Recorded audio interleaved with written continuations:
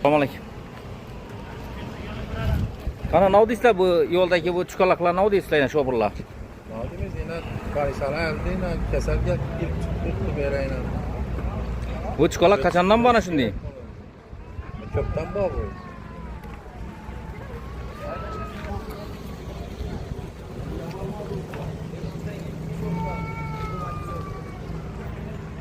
Kim va'da bermadi? Assalomu alaykum.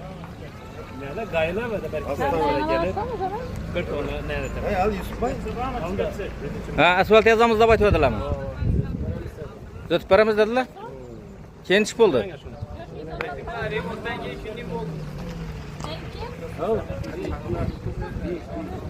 Qani, nima deysizlar bunga? Kim 1,5 ming gap bidoning bormi? Remontdan keyin shunday bo'ldi, shu remontdan. Qachon nima bo'ldi? Ben remontdan keyin katta mashinalar tutdi. Katta mashinalar bo'ldi.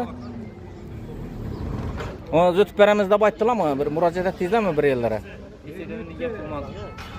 O'tib beramiz degan gap bo'lmadi. Tuman tibbiyot birlashmasining oldinda yana shunday xalq norozi. O'tib beramiz deb gayla kelib aytdilar dedi, lekin hech qanday bu yerni o'tish holati bo'lmagan. Şöyle bir oldin uzun chiziq bor edi, sariq chiziq. To'xtash mumkin emas degan belgi qo'yilgan edi. Hozir belgisi bor, lekin ya chiziqlar yo'qolib ketgan. Görüp turganlaringiz deyin. Tez tibbiy yordam mashinalarini ertalab umumiy yo'l ne bo'lmaydi.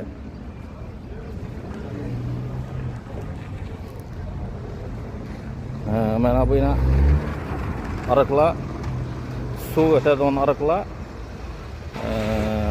yana ko'rib turganlaringizdek axlatxona vazifasini bajarib turibdi.